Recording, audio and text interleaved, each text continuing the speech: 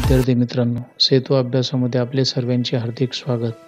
आज आपण इयत्ता 8वी विषय मराठीचा सेतू अभ्यास पाहणार आहोत. आजचा आपला दिवस आहे 23. आज आपण वाक्य आणि वाक्याचे प्रकार भाग 2.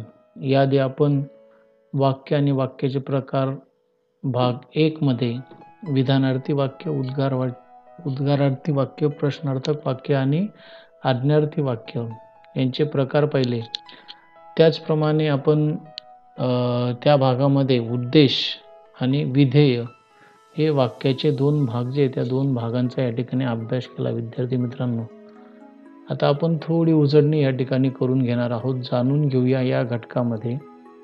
विद्यार्थी मित्रांनो, तुमच्या समोर 5 वाक्य दिलेली आहेत आणि त्या 5 वाक्यांपैकी तुम्हाला पहिले वाक्य जे काय आहे, आईने मोठ्या भाकरी केल्या, ह्या वाक्यातलं तुम्हाला उद्देश आणि विधेय हे 2 घटक या ठिकाणी ओळखायचे आहेत. जसं की मी आधीच पिवळ्या रंगाने जे काही या ठिकाणी केलेलं आहे ते त्या वाक्याचं उद्देश आणि विधेय आहे. आपण याआधी मागच्या तासाला उद्देश आणि विधेय म्हणजे काय याविषयी माहिती पाहिली होती.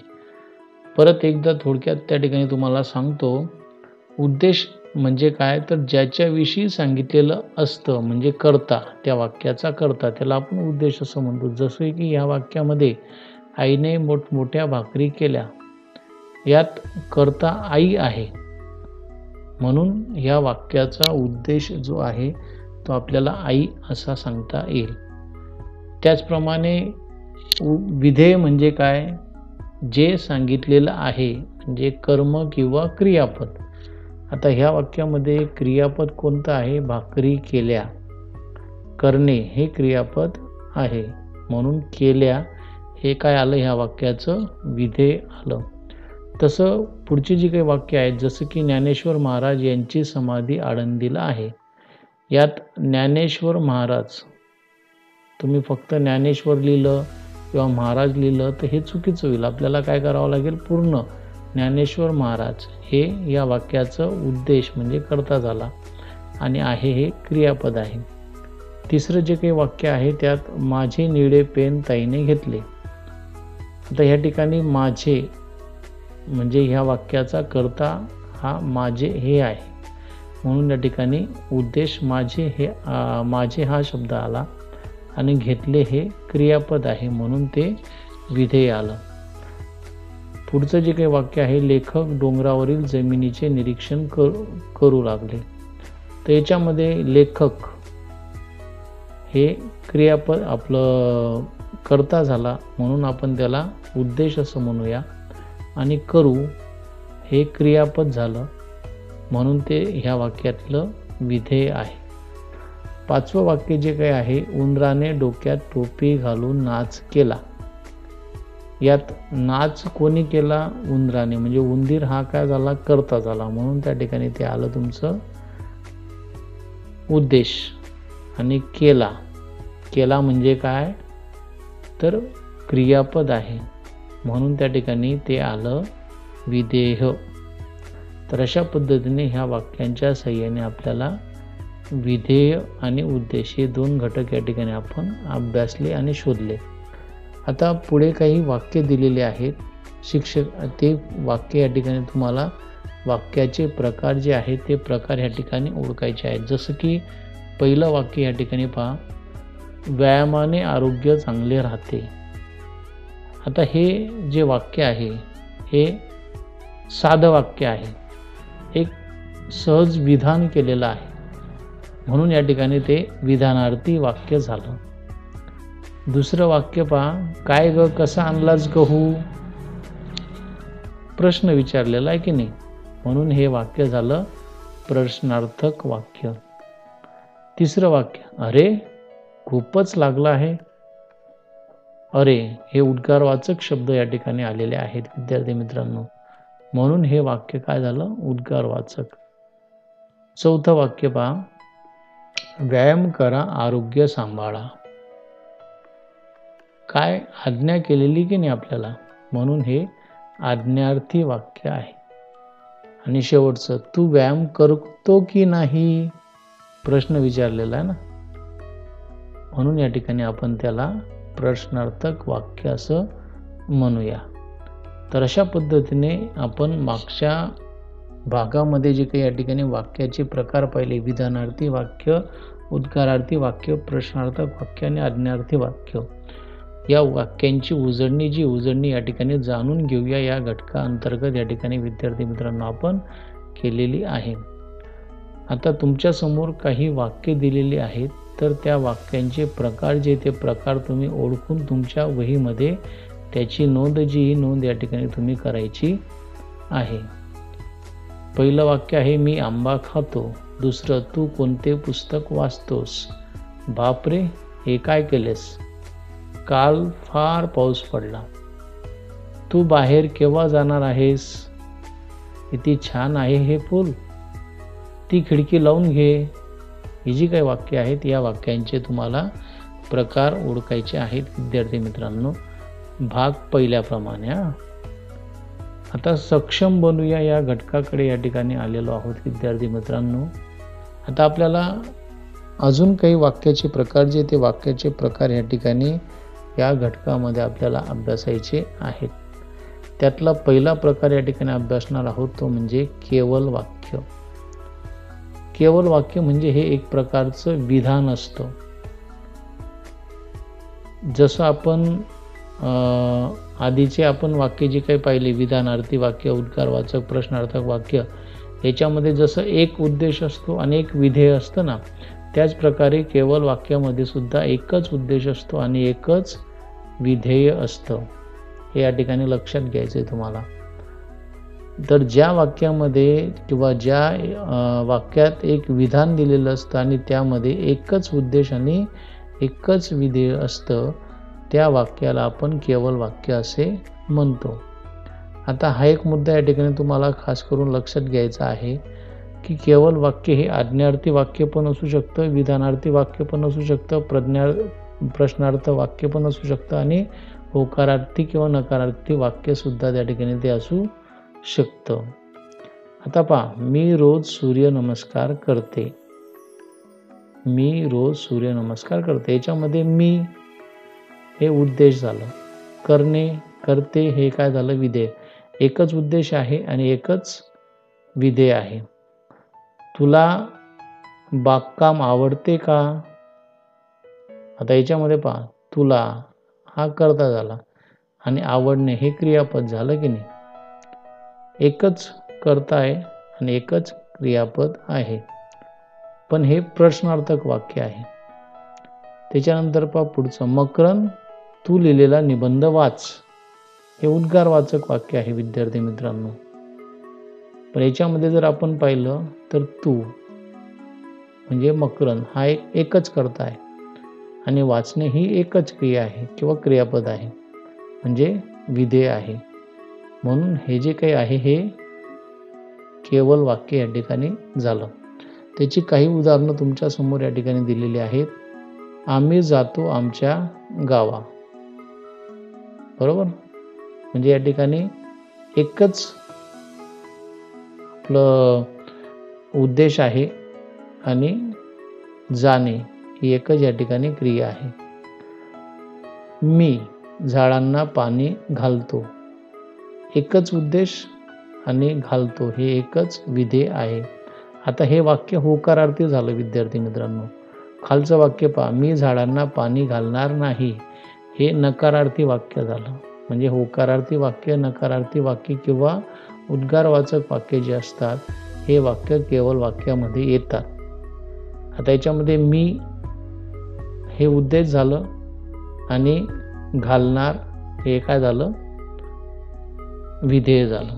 तर अशा पद्धतीने आपल्याला केवल वाक्य जे केवल वाक्य म्हणून सांगता येईल की ज्याच्यामध्ये एकच उद्देश असतो आणि एकच विधेय असतं. केवल वाक्य हे आज्ञार्थी पण असू शकतं, विधानार्थी पण असू शकतं, प्रश्नार्थक, होकारार्थी किंवा नकारार्थी सुद्धा वाक्य असू शकतं. त्याला आपण केवल वाक्य असे म्हणतो. आता आपण वाक्याचा पुढचा प्रकार या ठिकाणी पाहणार आहोत, तो म्हणजे मिश्र वाक्य. मिश्र याच्या अर्थावरूनच या ठिकाणी आपल्या लक्षात येतं की मिश्र वाक्यामध्ये दोन किंवा अधिक वाक्य असतात. की जे एकमेकांवर अवलंबून असतात. जसे की पहा, जेव्हा वेळ मिळेल तेव्हा मी बागेत जाईल. ही 2 वाक्ये. जेव्हा वेळ मिळेल मी बागेत जाईल, ही 2 वाक्ये. बरोबर. आता याच्यामध्ये जेव्हा वेळ मिळेल हे मुख्य वाक्य झालं. या वाक्यावर मी बागेत जाईल हे वाक्य अवलंबून आहे. हाही मुद्दा या ठिकाणी तुम्हाला लक्षात घ्यायचा आहे. म्हणजे जे ह्या वाक्यामध्ये जी 2 वाक्य असतात त्याच्यापैकी एक मुख्य वाक्य असतं आणि एक गौण वाक्य असतं. पुढचं वाक्य पहा, आकाशात ढग जमले की मोर नाचू लागतात. आकाशात ढग जमले हे मुख्य वाक्य झालं. मोर नाचू लागतात हे गौण वाक्य झालं, कारण हे वाक्य ह्या पहिल्या वाक्यावर अवलंबून आहे. त्यानंतर नियमित अभ्यास केला तर परीक्षेच्या वेळी गडबड होत नाही. आलं लक्षात विद्यार्थी मित्रांनो? नियमित अभ्यास केला हे मुख्य वाक्य झालं आणि परीक्षेच्या वेळी गडबड होत नाही हे गौण वाक्य झालं. अशी 2 वाक्य ही, तेव्हा, की, तर हे जे काही उभयन्वी अवयव आहेत या उभयन्वी अवयवांनी या ठिकाणी जोडलेले असतात. आलं लक्षात? तर अशा पद्धतीची 2 वाक्य मिळून जे काही एक वाक्य तयार होतं त्याला मिश्र वाक्य असे आपण म्हणतो. पुढचा प्रकार या ठिकाणी पाहणार आहोत तो म्हणजे संयुक्त वाक्य. आता पहा, संयुक्त वाक्य ही 2 असतात आणि ही दोन्ही वाक्य ही उभयन्वी अवयवांनी जोडलेले असतात. म्हणजे ती दोघी केवळ वाक्य असतात. अर्थाच्या दृष्टीने ते एकमेकांवर अवलंबून राहत नाही. आपण मिश्र वाक्यामध्ये काय पाहिलं की मुख्य वाक्यावर गौण वाक्य अवलंबून असतं. तसं संयुक्त वाक्य जे संयुक्त वाक्यामध्ये दोघींचे अर्थ वेगवेगळे असतात, दोघी एकमेकांवर अवलंबून नसतात. यालाच आपण जोड वाक्य असेही म्हणतो. जसं की पहा, रईस रोज सकाळी घरकामात मदत करते. रईसा रोज सकाळी घरकामात मदत करते आणि सायंकाळी अभ्यास करते. ही 2 वाक्य झाली ना. ही कशाने जोडलेली आहेत? आणि या उभयन्वी अवयवाने. दुसरं वाक्य पाहू, तिने घडलेल्या सर्व घटना सांगितल्या परंतु तरीही तिचे समाधान झाले नाही. याच्यामध्ये परंतु हे उभयन्वी अवयव आहे आणि याच्याने ही 2 वाक्य जी ती 2 वाक्य या ठिकाणी जोडलेली आहेत. ही दोघी स्वतंत्र वाक्य आहेत. याच्यात दुसरं वाक्य पहिल्या वाक्यावर अवलंबून आहे असं नाही. ज्यावेळेस पहिलं वाक्य दुसऱ्या वाक्यावर अवलंबून नसतं किंवा ते 2 स्वतंत्र वाक्य असतात, फक्त ते उभयन्वी अवयवांनी जोडलेले असतात, त्याला आपण संयुक्त वाक्य असे म्हणतो. या ठिकाणी तुम्हाला लक्षात घ्यायचं आहे विद्यार्थी मित्रांनो. आता आपण जे काही पाहिलं मिश्र वाक्य, संयुक्त वाक्य आणि केवळ वाक्य, तर तुम्हाला काही उदाहरणं दिलेली आहेत. ती उदाहरणं त्या ठिकाणी मी ओळखून त्याची उत्तरं तुमच्या समोर लिहिलेली आहेत. जसं की पहा, पाऊस आला की शेतकरी पेरणीला लागतो. आता याच्यामध्ये पाऊस आला हे एक स्वतंत्र वाक्य आहे आणि शेतकरी पेरणीला लागतो हे वाक्य या वाक्यावर अवलंबून आहे की या अवयवाने ते जोडलेलं आहे.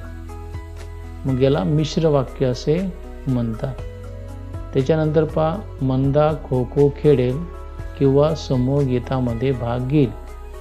किंवा हे उभयन्वी अवयवाने जोडलेलं आहे, पण दोघी वाक्य हे एकमेकांवर अवलंबून नाहीत म्हणून ते संयुक्त वाक्य झालं. माझे बोलून झाले की मग तू बोल, हे मुख्य वाक्य आहे आणि हे गौण वाक्य आहे की या अवयवाने ते जोडलेलं आहे म्हणून ते काय झालं, मिश्र वाक्य झालं. आता पुढचं वाक्य पहा, जेवढी भूक लागते तेवढेच खाणे म्हणजे प्रकृती. आता याच्यामध्ये हे जी वाक्य आहे ह्या वाक्यामध्ये एक साधं सरळ वाक्य आहे म्हणून ते केवळ वाक्य झालं. याच्यामध्ये एकच उद्देश आहे आणि एकच विधेय त्या ठिकाणी आहे. आता पुढचं जे काही या ठिकाणी वाक्य आहे, आपल्या जेवणातील 2 घास भुकलेला खाऊ द्यावेत, हेही साधं वाक्य आहे म्हणून ते केवळ वाक्य म्हणून मिळून त्या ठिकाणी ओळखलं जातं. आता खाली 3 वाक्य दिलेली आहेत. मी दररोज पहाटे उठतो व पोहायला जातो. जे चकाकते ते सोने असतेच असे नाही आणि मला क्रिकेट खेळायला आवडते. ही जी वाक्य आहेत, ह्या वाक्यांचे प्रकार तुम्हाला विद्यार्थी मित्रांनो ओळखायचे आहेत. मिश्र वाक्य आहे, संयुक्त वाक्य आहे की केवळ वाक्य आहे, हे तुम्हाला ओळखून लिहायचं आहे. आता शेवटचा कल्पक होऊया या घटकाकडे या ठिकाणी आपण आलेलो आहोत. तुम्हाला काय करायचं आहे, एक मोठा तक्ता या ठिकाणी तयार करायचा आहे. त्यात वाक्याचे प्रकार आणि त्यांचे संबंधित उदाहरणं जे ते उदाहरणं या ठिकाणी लिहायचे आहेत. म्हणजे एका बाजूला तुम्हाला वाक्याचा प्रकार आणि दुसऱ्या बाजूला त्याची उदाहरणं लिहायची आहेत. दुसरी कृती तुम्हाला करायची, मिश्र वाक्य आणि संयुक्त वाक्य यांच्यातील फरक जो आहे, हा फरक या ठिकाणी तुम्ही मित्रांसोबत चर्चा करून तो फरक या ठिकाणी तुम्हाला लिहायचा आहे.